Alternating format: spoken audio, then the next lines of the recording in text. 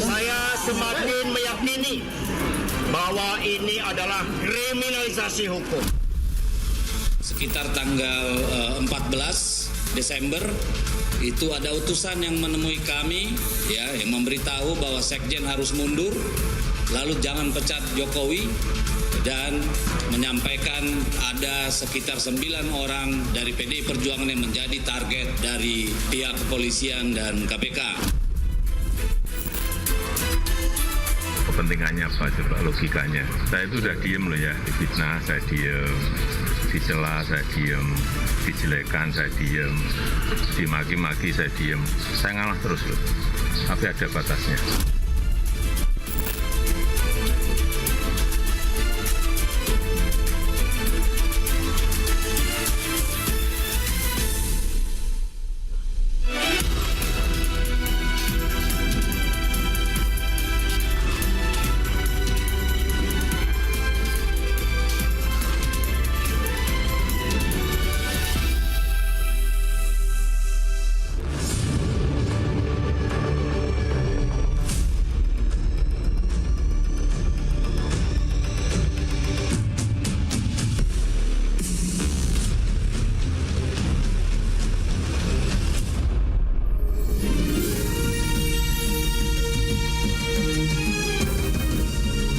Disiarkan langsung dari studio MNC Conference Hall Ainus Tower, Jakarta. Inilah Rakyat Bersuara bersama Aiman Wicaksono.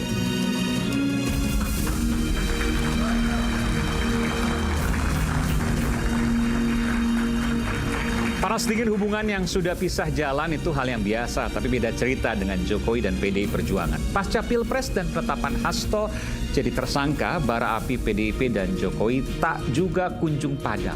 Bahkan PDIP menyebut ada utusan yang dikirim Jokowi agar Hasto tak lagi menjabat sekjen. Belum lagi 9 kader Banteng disebut akan menyusul Hasto jadi tersangka.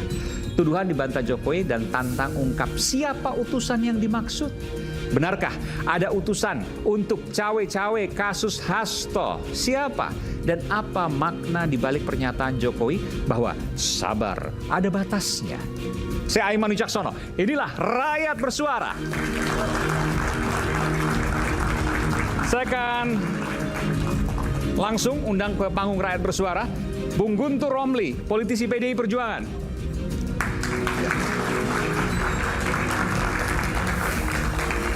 Selamat malam, Bung Guntur. Silakan, sebelah sini. Lalu saya panggilkan Immanuel Ebenezer, Ketua Umum Jokowi Mania. Ya, saya nggak sebut Wamenaker di sini. Wah, keren nih. Thank you, Aiman. Terima kasih. Silakan. Jangan lupa Wamen udah ini. Iya.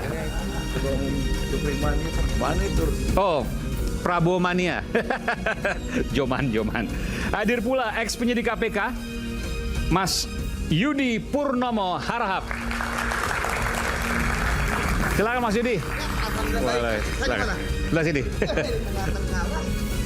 Kemudian Mas Roy Suryo, pakar IT sekaligus telematika, pakar telematika. Tunggu bentar, saya mau tanya dulu nih. Ini kaos jangan dibuka ya mejanya. Oh, penting ini tadi. Enggak, saya kira diundang untuk neliti itu hurufnya Times Roman atau enggak. Itu lainnya, itu resmi. Beda topik. Oke. Kemudian saya panggilkan Bung Mardiansah Semar, betul ya? Ketua Umum Rampai Nusantara. Bung Mardiansah ini pertama kali untuk hadir di Rakyat Bersuara dan kita jarang lihat sebenarnya. Nanti kita akan bincang-bincang ke sini. Oke. Sebenarnya saya mau panggil di sebelah kiri tapi kelihatannya berkeberatan. Tapi nggak apalah, tapi jangan di belakang. Saya panggilkan Bung Rey Rangkuti. Maju sedikit dong Bang Rey. Sini, nggak mau di sini? Oh di sini mau? Oke, saya pikir nggak mau. Oke. Bang Rey. Oke, ya udah oke. Silakan. Ini nggak ada kubu-kubuan kok. Baik, kita akan masuk langsung. Tanpa berlama-lama, saya ingin tanya dulu ke Bung Guntur Romli. Bung Guntur, 9 orang PDI Perjuangan akan dihastokkan. Kurang lebih begitu ya? Betul ya?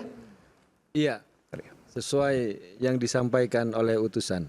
Sesuai yang disampaikan oleh utusan. Ini valid nih karena disampaikan live, faktual, disampaikan oleh utusan. Siapa utusannya? Jadi pertama kita mau klarifikasi dulu Mas Aiman, ya, biar nggak rame. Ya, silakan.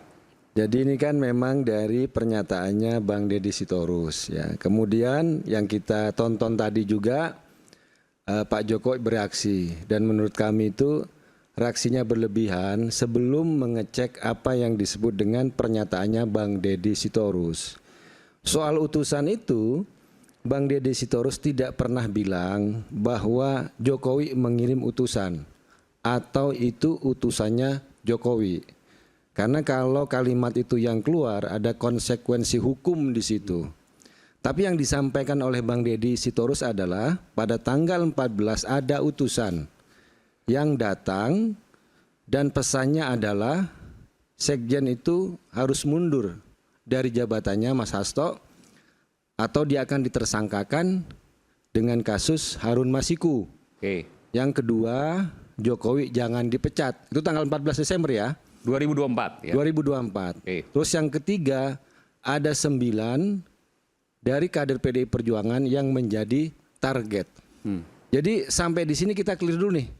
Nggak ada sebut Jokowi ngirim utusan atau utusan Jokowi. Tapi ada utusan yang 3 pesannya seperti itu. Kalau utusan kan pasti ada subjeknya, utusan itu kan objek.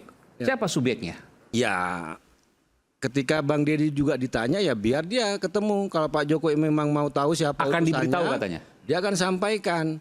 Dan dari yang disampaikan Bang Deddy itu juga adalah itu juga dari lembaga atau orang yang berwenang lah ya, bukan namanya ecek-ecek orang datang cuma mau gosip enggak, tapi benar-benar ketika dia datang ya ucapannya benar-benar didengar dan diperhatikan.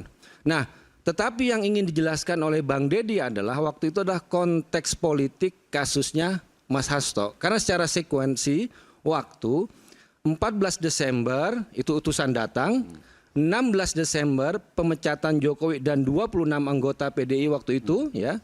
Kemudian tanggal 18 tiba-tiba ada laporan perkembangan kasus Mas Hasto di KPK. Kasus yang sudah 5 tahun tiba-tiba muncul kembali. Tanggal 20 itu pelantikan komisioner KPK yang diseleksi dan dipilih oleh Jokowi. Tapi kemudian dilantik oleh Pak Prabowo. Tapi Pak Prabowo hanya melantik. Tanggal 20 sore itu sudah gelar perkara. Seakan-akan tugas pertama dari komisioner KPK yang baru adalah menggelar perkara kasusnya Mas Hasto. Nah, kita heran. Kok yang langsung menjadi target adalah kasus yang Mas Hasto, padahal Mas Hasto itu bukan pejabat publik, tidak ada kerugian negara di situ, padahal banyak kasus-kasus korupsi yang lain yang lebih besar, yang lebih banyak merugikan negara. Kemudian tanggal 23, ini secara cepat nih, tiba-tiba sprindik sudah keluar, Mas Hasto tersangka.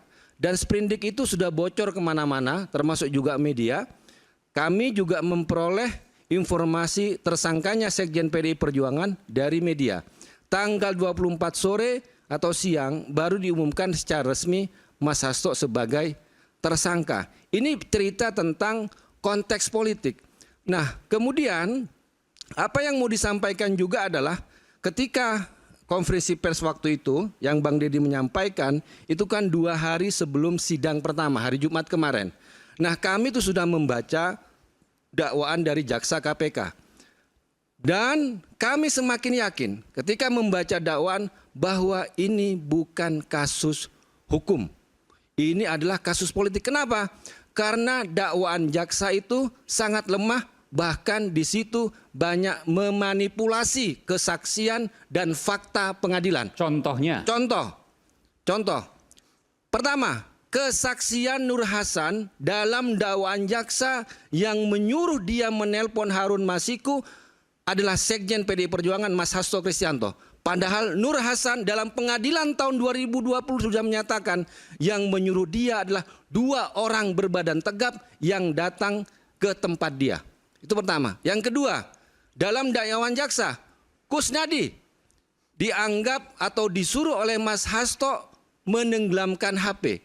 Padahal Kusnadi dalam sidang pra-peradilan sebelumnya sudah mengatakan Tidak ada kata HP ya di masalah tenggelamkan itu. Karena dia sedang menenggelamkan, sedang menghanyutkan, melarung baju. Sedang istilahnya ritual buang sial.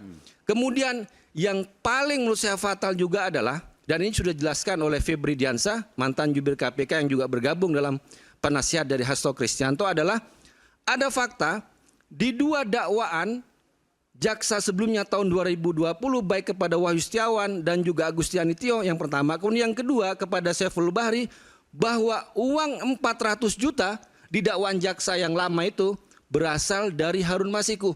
Tiba-tiba di dakwaan jaksa yang baru saat ini uang 400 juta dibilang dari Hasto Kristianto. Nah pertanyaannya kata Febri, bagaimana mungkin dari sebuah lembaga yang sama memberikan fakta yang berbeda? Tahun 2020 uangnya dari Harun Masiku, tahun 2025 tiba-tiba uangnya dari Hasto Kristianto. Bagaimana mungkin katanya jaksa bisa mengubah-ubah seperti itu soal sumber uang.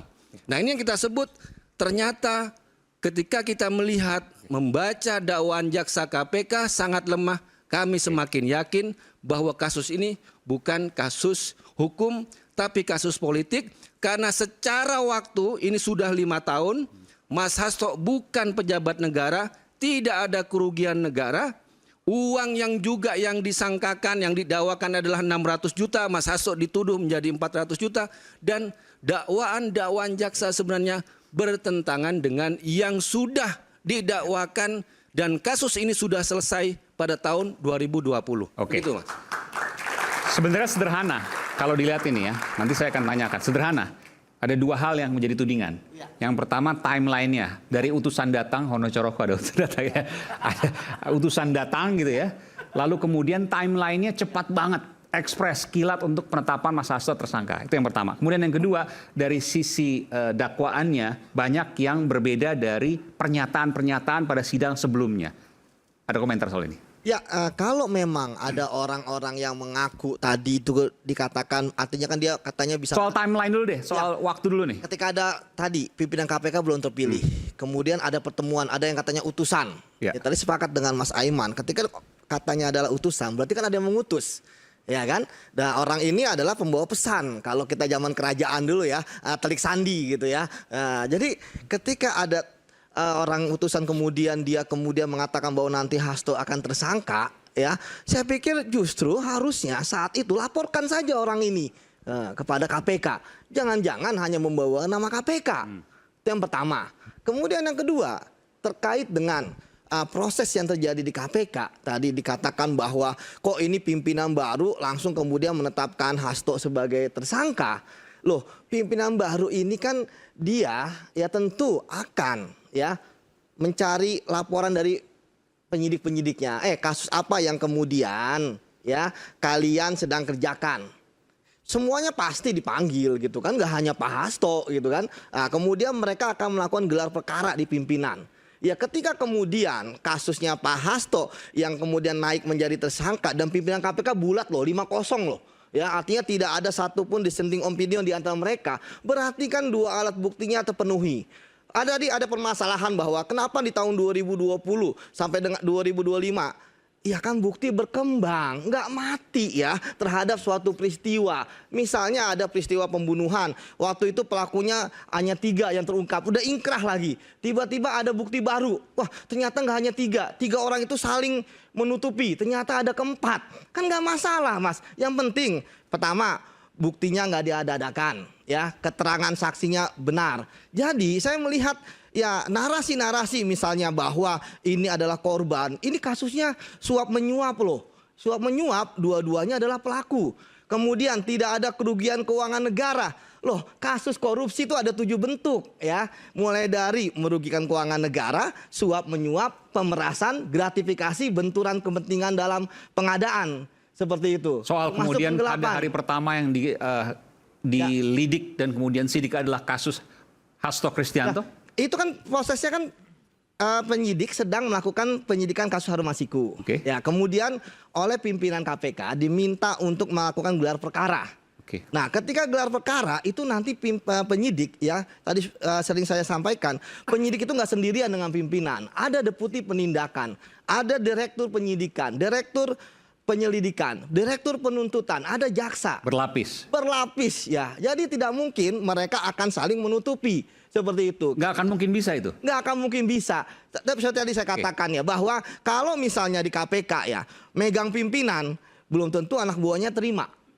Saya permasalahan misalnya kasus Formula E, itu yang paling nyata. Oke. Ya, walaupun Yang berkali-kali menyebut-nyebut waktu itu sempat Anies Baswedan waktu itu. Iya, Oke. walaupun berkali-kali ya ekspos gitu ya. Ya ketika misalnya Pak Anies nggak ada alat bukti yang cukup ya, Nggak bisa. ya nggak akan bisa jadi tersangka.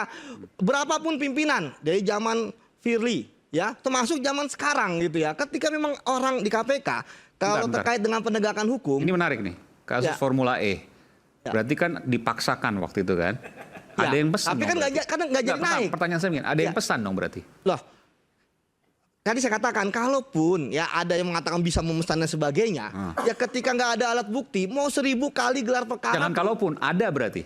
Kenapa? Pernyataannya harusnya ada dong. Karena kan dipaksakan. Enggak, kan penyelidikan itu kan pasti kan ada gelar. Ya. Formula E emang ada gelar penyelidikan. Ya. Pak Anies pun sempat diperiksa kan. Tapi ketika digelar ya Nggak ada ketemu. bukti, nggak ketemu ya nggak Oke. mau Meskipun ribuan kali. berkali-kali. Meskipun berkali-kali gitu. Artinya kan ada yang memesan. Nggak, saya nggak tahu kalau ada yang memesan ya. Tapi memang kita sering ya berkali-kali juga sering gitu. Tapi sekali lagi nggak naik alat buktinya seperti itu. Nah, maksud saya ini yang saya cocokkan dengan Pak Hasto ya. Kalau Pak Hasto buktinya kan cukup, makanya dia naik. Kalau misalnya ini adalah pesanan bahwa wah ini adalah oposisi gitu ya, maka kemudian kita tersangkakan, nggak nyambung dengan kasusnya Pak Anies yang Formula E. Seperti itu, Mas. Oke, baik. Silakan. Ya, ketika kami membaca dakwaan jaksa, kami juga mencari apa yang disebut dengan tuduhan-tuduhan di situ. Makanya saya sebut tadi ini banyak tuduhan yang memanipulasi kesaksian dan juga fakta-fakta pengadilan. Kalau mau bicara pengembangan perkara, kita harus baca putusan nomor 28 tanggal 24 Agustus tahun 2020. Terdakwanya adalah Wahyu Setiawan dan Agus Tianitio. Di situ sudah jelas bahwa uang 400 juta dan 850 juta itu dari Harun Masiku. Kalau mau pengembangan perkara adalah nama-nama yang disebut dalam putusan itu yang belum tersentuh hukum. Pertama adalah Harun Masiku, yang sampai sekarang dia adalah DPO. Itu dulu yang harus dihadirkan dan didatangkan kalau bicara pengembangan perkara. Yang kedua, ini yang lebih penting menurut saya. Dalam putusan tersebut, putusan nomor 28, Wahyu Setiawan tidak hanya menerima uang dari Saiful Bahri, dari Harun Masiku, tapi dari namanya Rosa Muhammad Tamrin yang waktu itu adalah sekretaris KPUD Papua Barat. Bahkan kasus ini itu dimulai dari penyadapan KPK terhadap Wahyu Setiawan yang waktu itu sedang berbicara soal uang suap ya dengan Rosa Muhammad Tamrin. Dalam putusan itu jelas bahwa Rosa Muhammad Tamrin datang kepada Wahyu Setiawan, kemudian bicara soal orang Papua Barat harus menjadi komisioner KPUD di Papua Barat.